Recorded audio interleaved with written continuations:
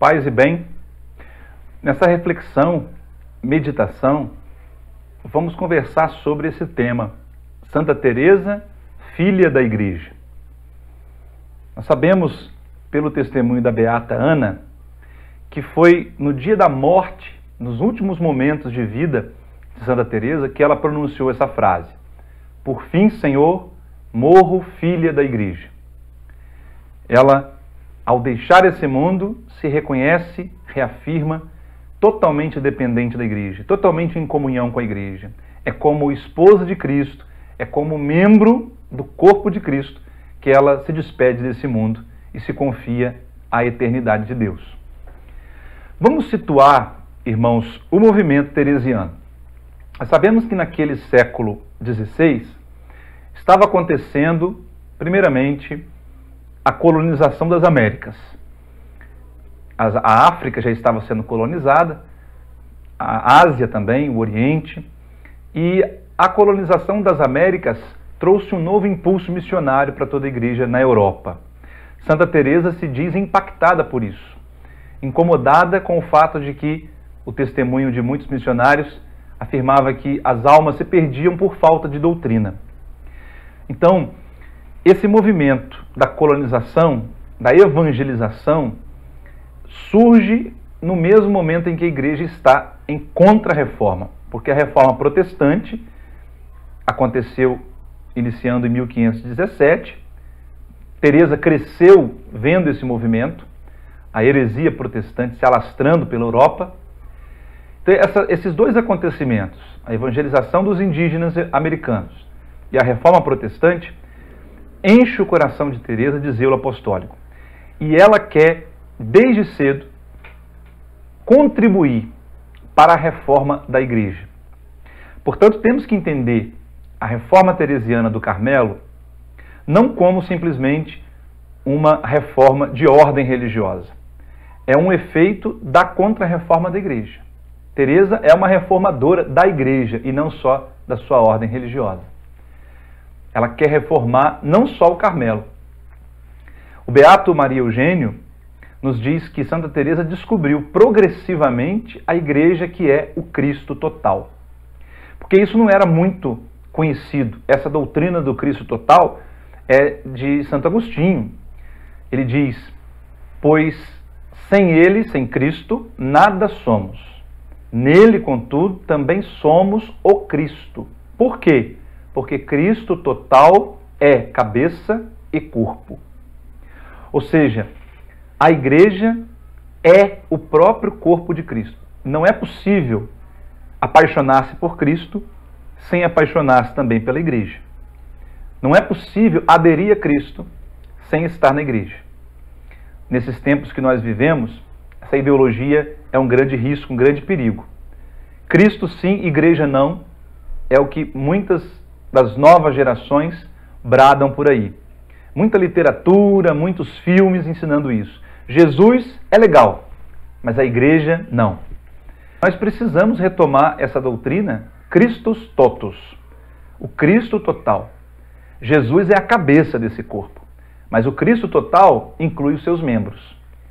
E isso quer dizer uma sociedade hierarquicamente organizada como a igreja.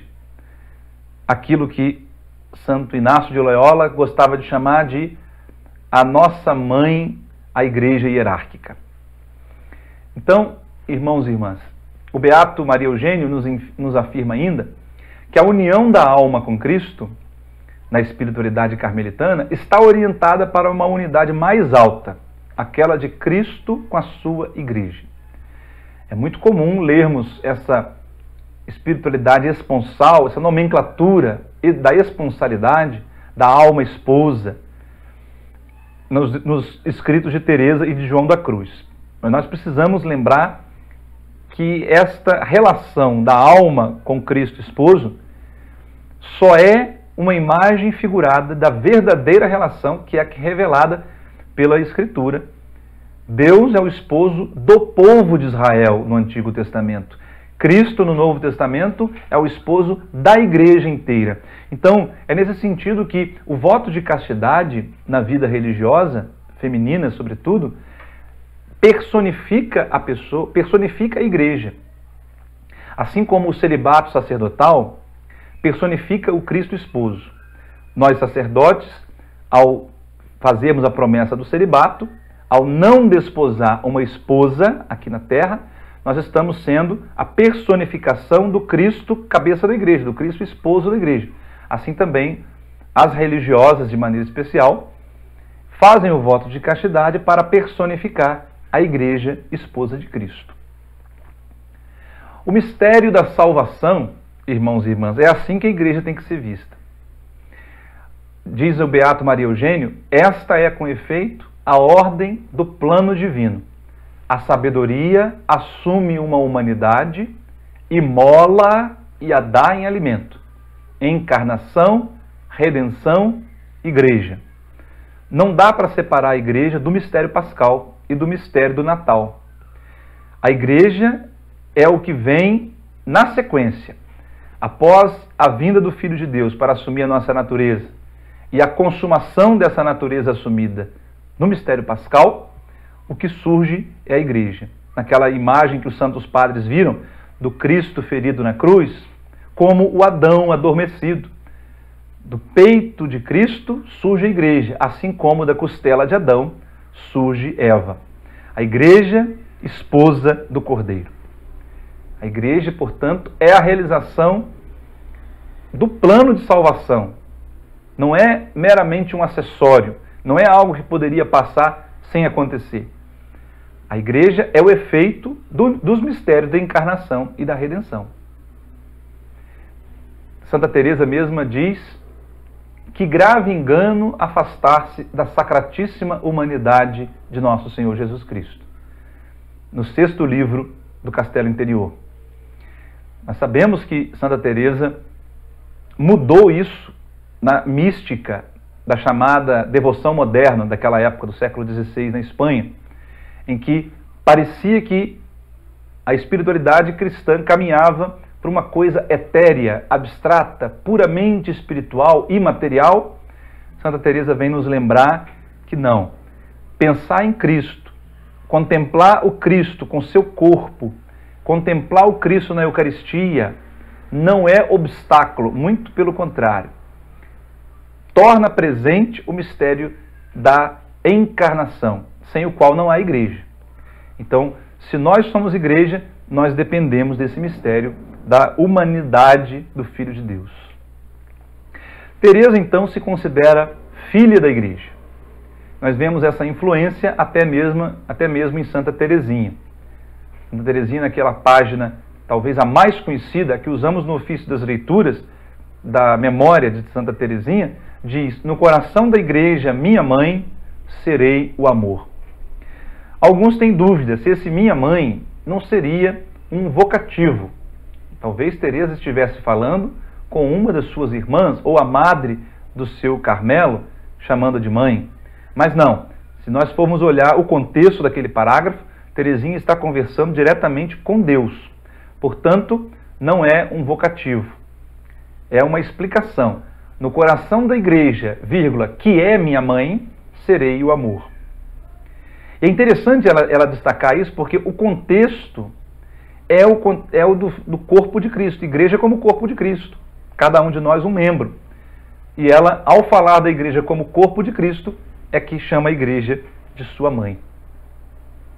Nós sabemos, irmãos e irmãs, que Jesus relativizou, podemos dizer assim, as relações familiares. Ou, melhor dizendo, colocou as relações do reino de Deus como superiores, como prioritárias sobre as relações de consanguinidade. Por exemplo, em Mateus capítulo 12, ele diz: quem é minha mãe? Quem são meus irmãos? Aquele que faz a vontade do meu Pai. Esse é meu irmão, minha irmã e minha mãe.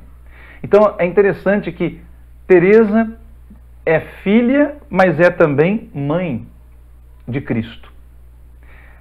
Igreja como corpo de Cristo, diz o apóstolo Paulo na primeira carta aos Coríntios, capítulo 12. Igreja como esposa de Cristo, a carta aos Efésios, no capítulo 5, quando o apóstolo Paulo diz que esse mistério do matrimônio entre o homem e a mulher é grande, e eu o interpreto em relação a Cristo e a igreja. E a igreja, como mãe de Cristo, aparece no Apocalipse. São João vê uma imagem de uma mulher grávida prestes a dar à luz aquele que vai governar o mundo com cetro. Essa igreja, essa mulher que está prestes a dar à luz, é a igreja que São João vê com o ícone de Maria, com quem ele convivia, certamente. Então Maria se torna o ícone da igreja. Aquela mulher, por analogia somente, se pode dizer que é a igreja. A mulher que tem a coroa de 2 estrelas na cabeça, a lua debaixo dos pés. A primeira interpretação, a mais direta, é que aquela mulher é a igreja. Portanto, a igreja dá à luz o Cristo quando evangeliza. A igreja é mãe de Cristo. Então, Teresa, ao se considerar filha da igreja, está se colocando como irmã de nosso Senhor Jesus Cristo. Como filha da igreja, Teresa é filha daquela que é a mãe de Cristo. Santa Teresa se coloca como mulher, né? Ela destaca isso, claro, marcada pelo pessimismo machista daquela época. Ela sempre menciona isso. Apesar de eu ser uma mulher, apesar de eu ser incapaz, de eu ser frágil, era a mentalidade da época. Mas mesmo assim, Teresa resgata com o seu ser mulher, com o seu ser filha, com o seu ser mãe, ela resgata a dignidade da mulher. Nós vemos no Gênesis, ela será chamada mulher porque foi tirada do homem. Eva, ou a mulher, no hebraico Ishá, porque sai de Ish, o vivente, Ishá, a vivente. Então, a própria palavra no hebraico, a própria palavra mulher, decorre, provém da palavra homem, para indicar que sai da costela do homem, foi tirada do homem. João, no Evangelho, começa o seu Evangelho colocando a palavra mulher na boca de Jesus, se dirigindo a Maria. Mulher, que há entre mim e ti, nas bodas de Caná? E encerra o seu Evangelho, mais uma vez, colocando a palavra mulher na boca de Jesus. Mulher, eis o teu filho. Quando estava agonizando na cruz, Jesus entrega Maria como mãe a João e a todos os seus discípulos. Aqueles que não entendem nada de exegese, os nossos irmãozinhos não católicos, chegam a interpretar essas passagens como sendo um certo menosprezo de Nosso Senhor para com sua mãe, chamando-a de mulher. Ora, se isso fosse possível, Jesus estaria descumprindo o 4º mandamento, que manda honrar pai e mãe. Jesus seria um pecador, o que seria um absurdo. Então, se não é um desprezo, São João quer dizer que Jesus considera Maria a nova Eva. Como Adão nomeou a sua mulher Eva, agora Jesus nomeia a nova Eva, a nova mulher, que é Maria, sua mãe. Então, Teresa é igreja, porque é membro do corpo de Cristo e porque é esposa de Cristo, como religiosa. Mas além de ser igreja, Teresa é mãe da igreja. Ela é chamada de Santa Madre, como reformadora, como priora de muitos conventos. Ela é chamada de Santa Madre e doutora da igreja. Teresa é filha da igreja no sentido de que ela é batizada, regenerada. A igreja deu à luz Teresa quando ministrou a Teresa o santo batismo.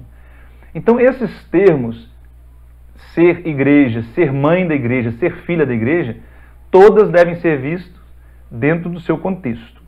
Por que que Santa Teresa escolheu dizer que é filha da igreja no momento da sua morte?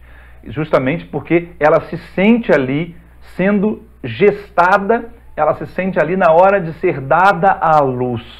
Vamos lembrar que a hora da morte dos santos, o dia da morte é chamado, na tradição da igreja, do dia natalício. O natalício dos santos não é o dia em que ele nasceu para esse mundo, mas o dia que ele nasceu para a eternidade. Por isso, então, é que Teresa, na hora de morrer, se diz filha da igreja, porque ali ela está se sentindo prestes a ser dada à luz. O parto, que é a morte de Teresa, está prestes a acontecer. Esse é o primeiro sentido de Teresa dizer: sou filho da igreja, morro como filho da igreja. Santo Agostinho gostava de usar essa expressão nossa mãe católica. Por exemplo, nas Confissões, no livro 9. Meus irmãos em ti, Pai, e na nossa mãe católica. A fraternidade dos filhos de Deus, para Agostinho, decorre dessas duas fontes.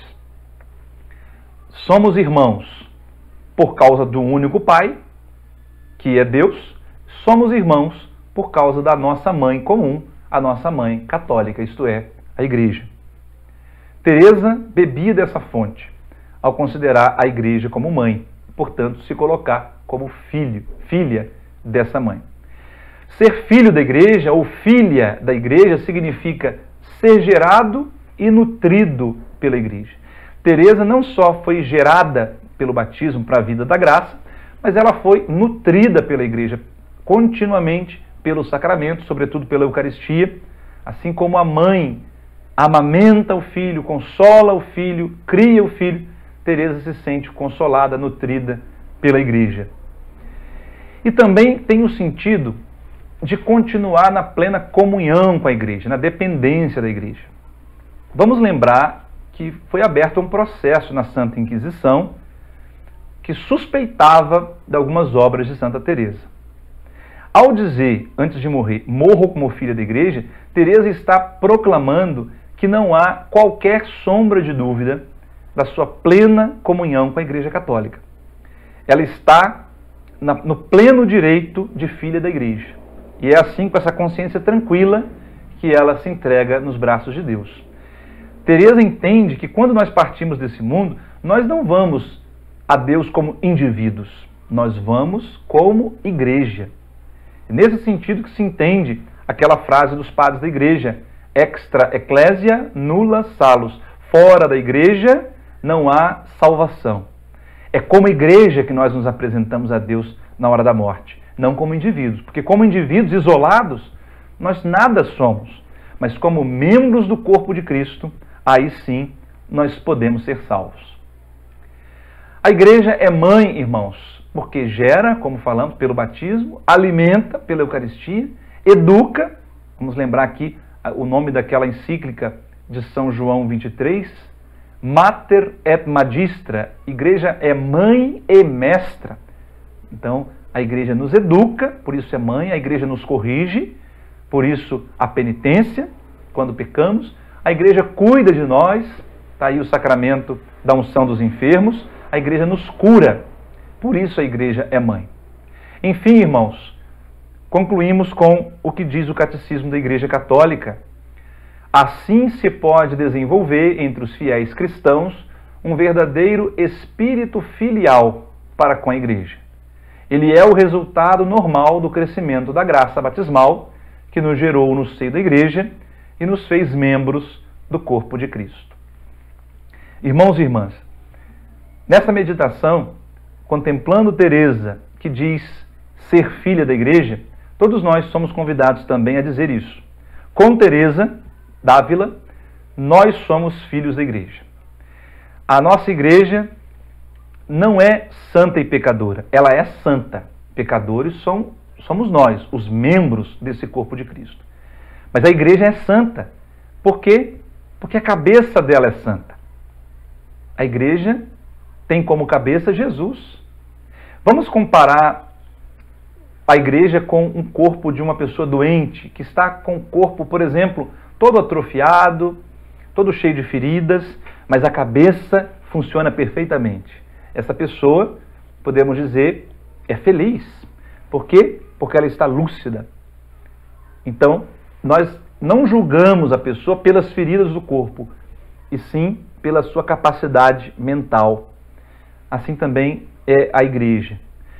O corpo de Cristo, que é a igreja, tem feridas, escândalos que não param de chegar. Mas isso não pode nos abalar, porque nós seguimos a igreja por causa da cabeça. A cabeça é imaculada, a cabeça é nosso Senhor Jesus Cristo. Por isso, mesmo sabendo que nossos irmãos na igreja são pecadores, mesmo sabendo que membros da igreja são capazes de cometer atrocidades e escândalos, nós não abandonamos a igreja. Por quê? Porque somos filhos dela. Que Deus nos abençoe e nos faça tão convictos como filhos da igreja, como fez Teresa d'Ávila.